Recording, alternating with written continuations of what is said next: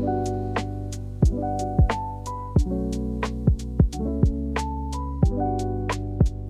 guys, welcome back to another episode of Luna Unscripted, where we talk about real life, real career paths, clinical insights, and just share the nitty-gritty details of life as a PT.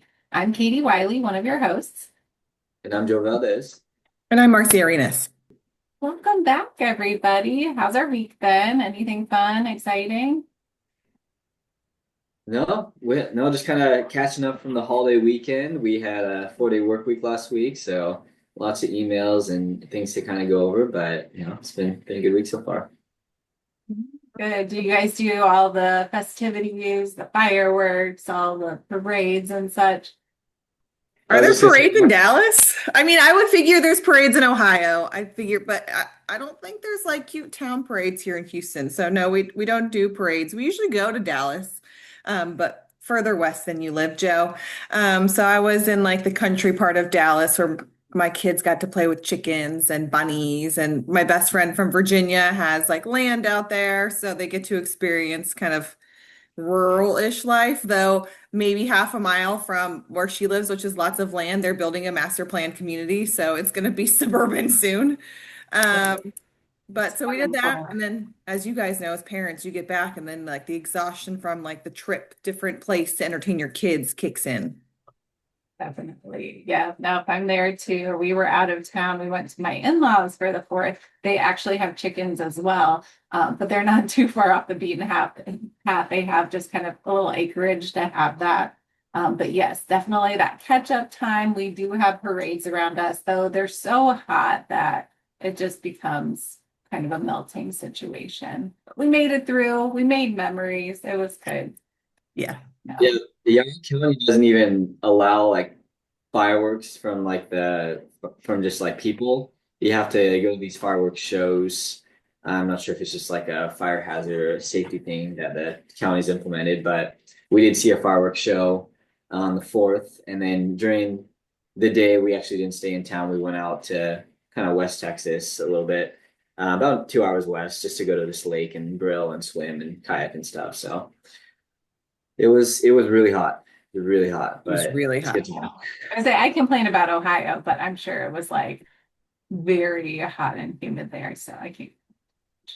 Well, hey, today is a great day because we are going to talk about interviewing and resumes and just kind of the whole process of getting a job, the lead up to it, applying, and kind of our experience with interviewing, what we know on both sides of things, right? You know, as applicants and then people who are helping in the hiring process or leading the hiring process.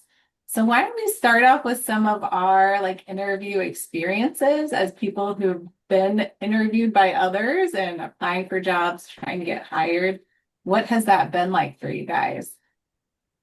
Yeah, so for interviewing, I feel like it's kind of unique in our situation because we've interviewed for clinical roles, and obviously we had to interview for this non-clinical role and potentially some other ones as well. And so the processes are a little bit different for each type of role. I've noticed that for clinical roles, there were less rounds of interviews. Usually it's just like you met with whoever your supervisor was, or maybe some of the staff, and just kind of talked about the role, to gauge kind of the fit and the experience type of thing.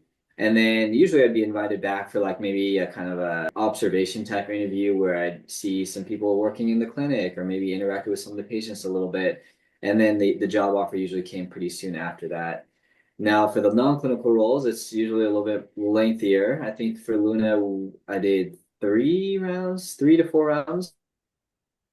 It's been a while, so you two might need to correct me. I think it was 3 rounds. But then, a couple other interview processes when I was also looking at non-clinical roles are the same thing. There were multiple rounds of interviews. You meet with like the supervisor, you meet with the director, you meet with the group. As well as you have to do a presentation. So it's a little bit more preparation, I think, for the non-clinical roles, but both are just kind of unique experiences that I've had for those such roles. How about you, Marcy? So I always interviewed for hospital roles because even though I thought I wanted to do outpatient ortho, like leaving school when I had my pediatric acute care rotation kind of really set me in the wanting to do pediatric acute care. And so hospitals so you always talk to like HR or someone like that first who asks some very basic questions.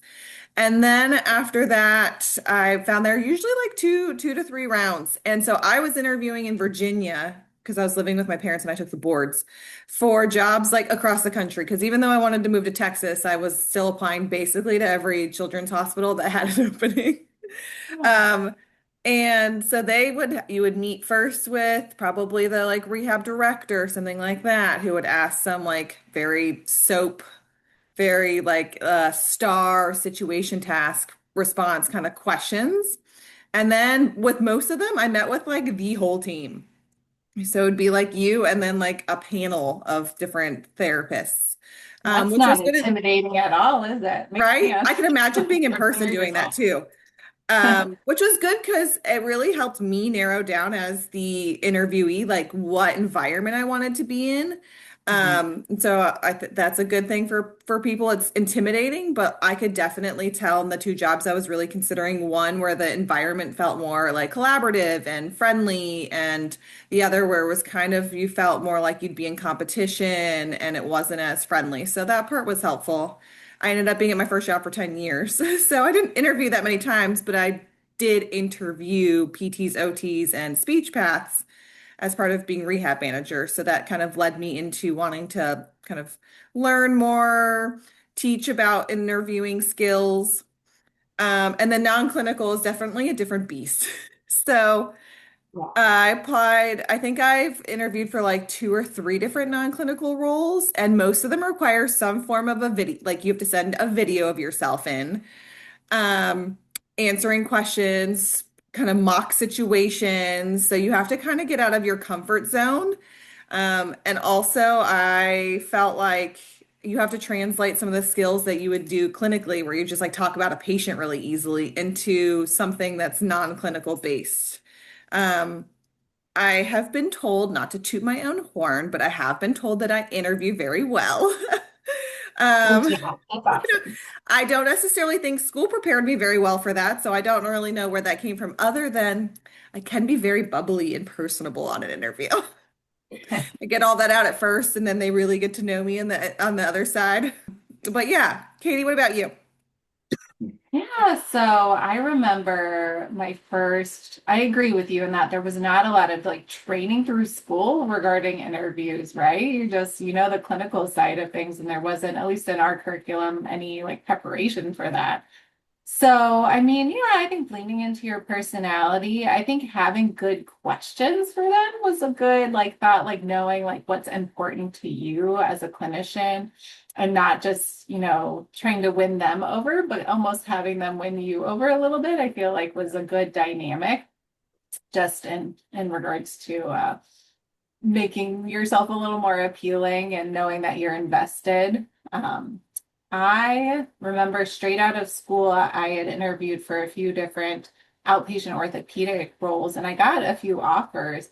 One thing that worked well for me, the one I really wanted to work with, I just gave them a call up when I hadn't heard back regarding final decisions. I'm like, hey, I've got these other offers. Are you guys going to offer me or not? And they're like, well, yeah, definitely. Okay, good. Let's do it.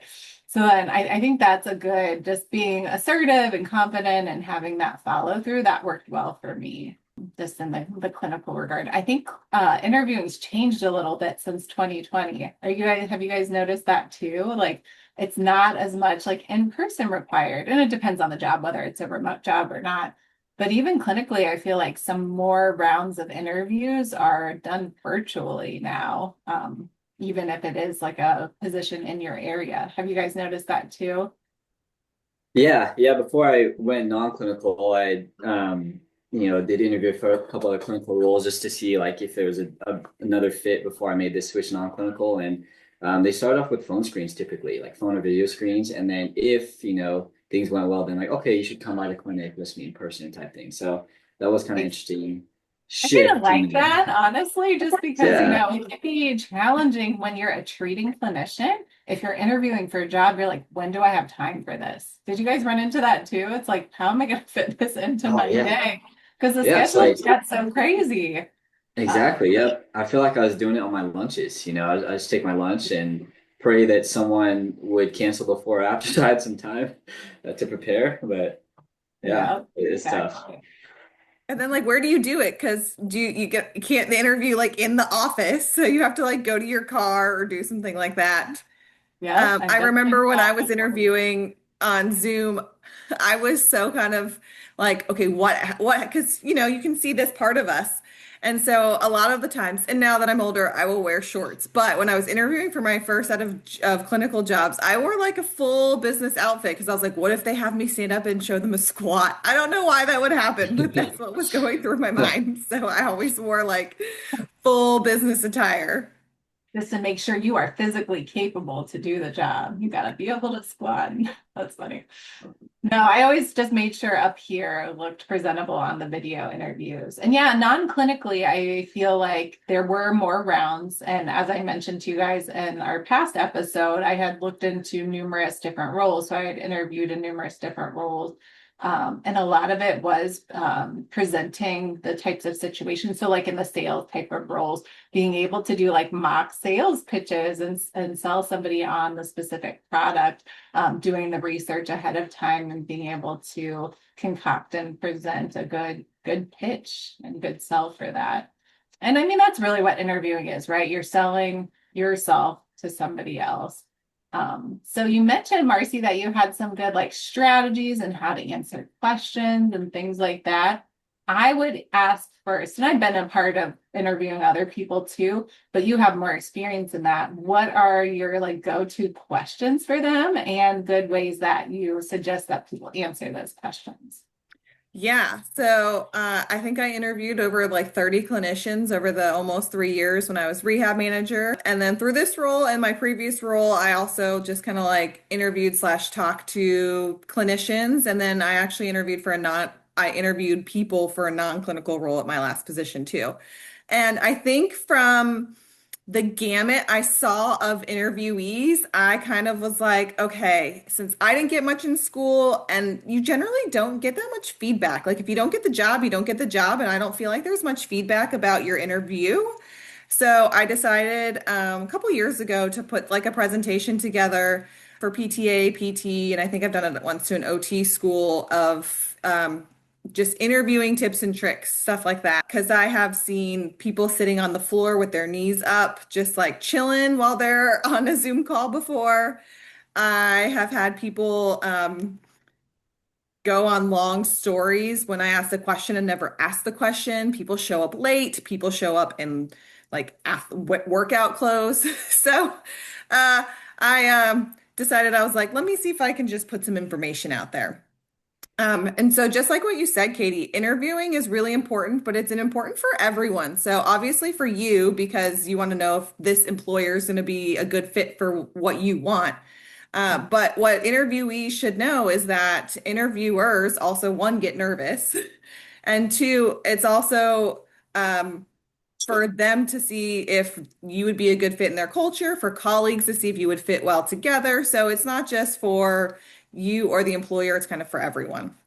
Before we even get to questions, resume. Did anyone teach you guys how to do resumes in school? Did you have like a resume workshop?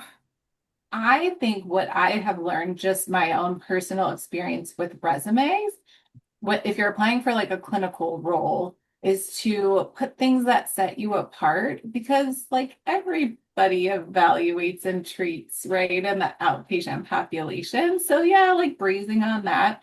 But I think just in my mind, seeing on both sides of things, I think just putting situations, populations, experiences that set you apart from others, I think is a good idea. What do you think, Marcy? Yeah, no, I agree. Um, First off, I would say have a professional email address as your resume. The number of times, and yes, Yeah. my first email as an adult, well, as a teenager was like BSB lover or something like that. But when you're applying to professional jobs, you definitely want to have a professional email address.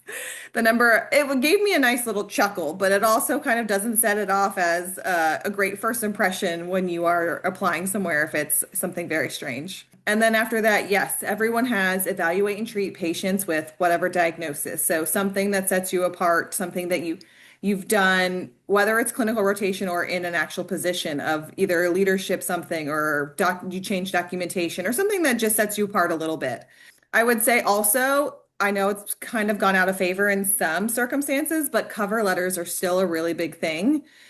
Even if it's not necessarily 100% read at every job, I have been told by the people that that have hired me that cover letter was super important in that, to communicate the stuff that like you can't get in a resume and to tailor it specifically to the company you're applying for.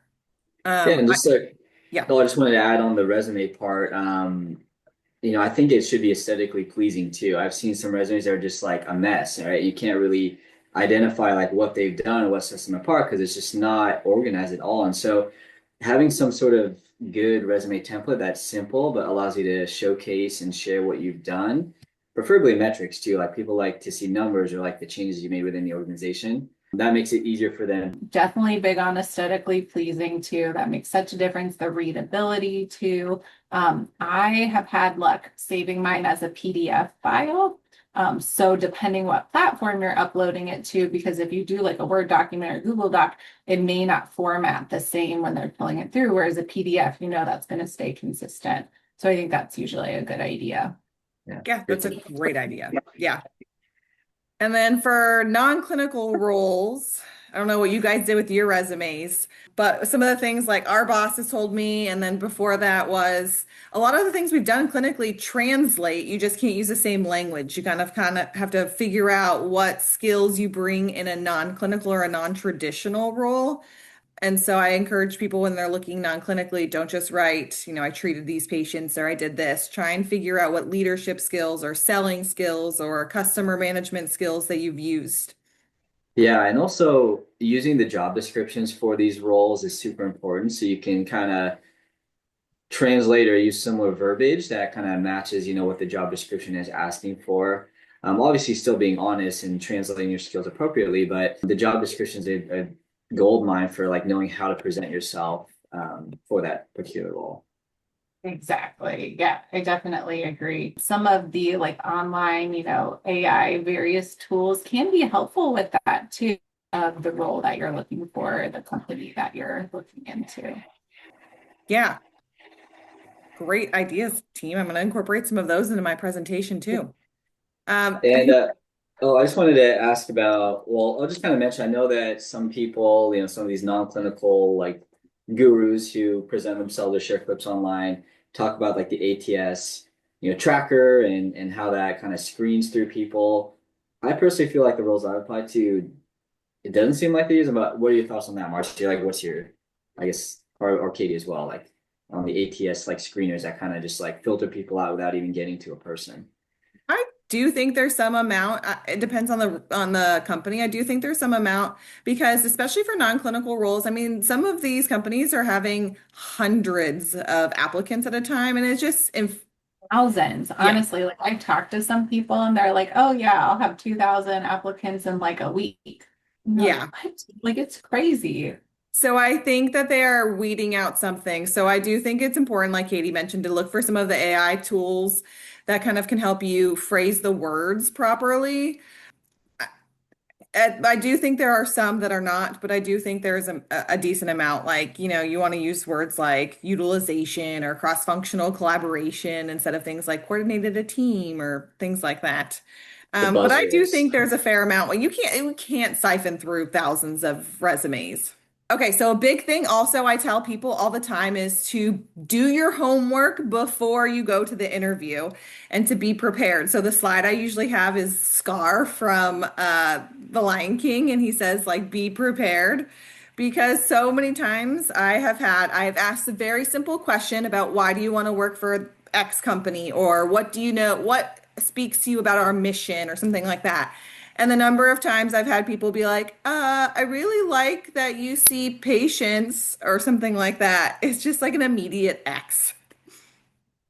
Yeah, I've had people just show up even for Luna and they're like, I don't really know anything about Luna. Can you tell me? I'm like, oh, well, I mean, yeah, that's what we're here for, but it'd be nice to have some sort of background on what we do or kind of what you're getting yourself into. So I agree with that. Exactly. And just being able to ask questions, like have your own kind of pre-planned questions as part of it, I think is a good idea because you've researched and you're interested in the company. Yeah. Definitely. And as you're preparing for the interview, if you like do have to go somewhere, you want to know where you're going. So like when I interviewed at the hospital was under construction. You would have to drive to the front, get out, go give your ID to the security. They give you a pass to go to the parking garage. You'd have to go to the parking garage and park, then come back in. And so some people that were not super organized with time or aware of that ahead of time would show up to the interview part like 15 minutes late. So you definitely want to give yourself, know where you're going, know traffic, know how to get there, what you need, things like that. So, because the interview starts before the like handshake, it starts with the resume and the timeliness and things like that. Yeah, and how you interact with the front desk staff if you're going in person, right? They pay attention to all the little details. So as soon as you set foot, out of your car, be in interview mode, for sure. And then maybe don't be like on your phone if you have to wait or like, being to like just like look around and smile and things like that. Just I remember specific situations of being like in a waiting room where you can like chitty chat with the like in the front desk staff or just be kind of aware of what's going on in your surroundings, I think is a good plan and a good idea. Yeah, I definitely love that. What did you guys wear? Did they tell you to wear scrubs ahead of time? What did you wear? I always tell people err on the side of more professional. So at least in your first one, wear business clothes. And then if like so, when I worked at Shriners, we would have them come in, interview, and then if we wanted to continue the process, they would come for a team interview and then kind of a shadowing. So we would say you could wear scrubs to that. But as I said earlier, I've had people wear workout shorts, yoga pants, tank tops. And I get it, especially after COVID, right? There's been a little bit of a lax in what people wear in the clinic, but interviewing still, I feel like at the top of the professional wear out category. I pretty much just interviewed at outpatient clinics exclusively. And I tried to at least match or slightly exceed kind of the dress code for the clinic, right? So if it's even like a pretty casual, like athleisure type outpatient clinic, I'd maybe wear like a polo shirt instead of just like my athletics, just look a little bit different, but not too much. You don't want to be going in like a suit and tie if everyone's wearing like athletic clothes, right? So you kind of have to gauge the feel for what they're wearing already, and then match that or make yourself look a little bit better. Yeah, I agree. I've done mostly the outpatient kind of world with interviewing. And yeah, I'm a blazer kind of person. I dress up for that. Scrubs aren't my favorite. I've always kind of avoided scrubs if I could help it. I like wearing, cute outfits and stuff. So I was like, okay, I'm gonna, dress that business casual. And same with Joe, like be maybe even a little step above of what people just wear at baseline. Okay. All right, Marcy. So what you mentioned, like the star questions, right? Tell us more about that or the question types that a person should expect and maybe the best ways to answer them and like the not great ways to answer them too. Yeah. So you can Google before any interviews the STAR method questions, and Google will come up with thousands of different questions for you. And so I highly suggest just picking a list and going down them and being able to like talk about it. So even if it's not the same question you get in an interview, it prepares you with the skills you need to answer a question. And so one of the big things about question at responding is you want to listen to the whole question. The number of times I've started asking a question and I've heard people just like cut me off and start talking. You don't know what the ending's going to say. So, one, don't cut someone off, but two, listen to the whole question before you start your response. Um, and then after that, my big thing is answer the question. The number of times I have people start talking and then they derail about a story, about something not relevant to the question. Your interviewer, especially like when I was interviewing, would write down, did not answer the question. So you want to make sure you answer the question. And so a lot of questions are behavioral or cultural based things about tell me a time when you were faced with a deadline and how you handled that, or when you had to deal with a tough patient and how did you handle that? Or a situation went poorly. Tell me how you wished it went differently next time. Things like that. Cultural fit questions. Tell me about yourself and why you want to work for Luna. I had a boss who once asked, tell me what fruit you would be and why. Um, Describe your ideal boss or your ideal team, things like that. Competency questions. So tell us a time you had to sell someone on something. That's a good non-clinical one. Good clinical one is tell us a time you had a conflict with a coworker and how you resolved it. And then to answer that, you use the STAR method. So the STAR method is situation, task, action, and result. So you want to tell them the situation, you want to talk about the task or the problem that you faced, the action you personally took, not someone else, what you personally did, and then the result, positive or negative, and what you kind of learned from that. Is that kind of how you guys interview or have been in an interview? Yeah, I think so. I don't think I've specifically like addressed it in that formality, but yeah, I think that's typically how my answers go. Side note, I've definitely been asked questions before where I didn't have like a great example. So for one was like, tell us when you encountered a situation where a coworker was acting unethically or things like that.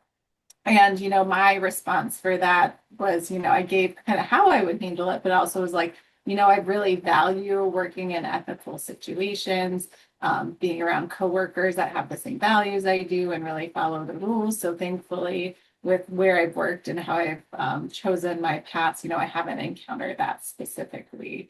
So just being able to kind of tee it up for like, I'm a person who's very aware of these things, but if it did happen, this is how I would.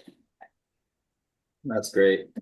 And I think the introductory question is usually like, tell me about your background, tell me about yourself. And sometimes people will give them the full history that's not really even related to the position. So really nailing that down and condensing, your background, but specifically how it's going to translate or apply to the role you're going for. I think that's really important to have that, rehearsed and practiced beforehand. Yeah. And just like Katie mentioned earlier, you always want to ask questions.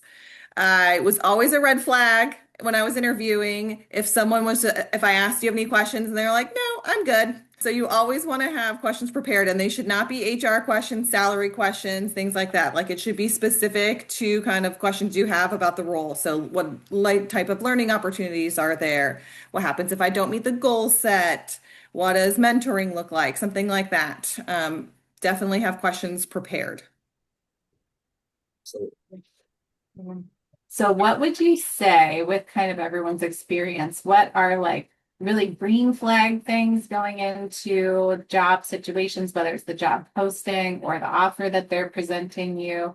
And then, what are some of the red flag things that you would tell people to just be cautious of going into clinical or non-clinical roles? Just things to look out for. Well, for green flags, I feel, from both the interviewer side and the interviewee side, preparedness is one thing. Obviously, as an interviewer, you can see how prepared the person to interview for the role is. But on the flip side, if you're going to an interview and the interviewer doesn't seem prepared with, knowing your background, or maybe they show up a little bit later, or maybe they're just kind of scrambling to see what your resume looks like because they haven't looked at it yet. I mean, that's kind of a red flag there. I would say red flags in before you even apply to a job are if they have huge sign-on bonuses or offer you things that seem too good to be true. Most of the time, one it is, and then the other, most of the time, it's because they have a lot of turnover. That doesn't mean it's a bad job, and it doesn't necessarily mean if it's like the situation you want to be in. Just kind of take note of that. Maybe it's a yellow flag. And then green flags are, I feel like opportunities where you feel kind of like, hey, this is a culture I would fit into well. They really talk about working as a team and culture and valuing things versus strictly asking about productivity or asking you just straight kind of robotic questions, things like that. I usually suggest to people that if they can, they shadow. Like Joe, you said you shadowed a couple times in some of your roles. Shadowing gives you a good idea of kind of what a day-to-day looks like versus some clinics can promise seeing one-on-one and maybe they don't actually do that, or that we have a great team here in a hospital, we work well together, and then actually they don't. So I would try and shadow as much as you can.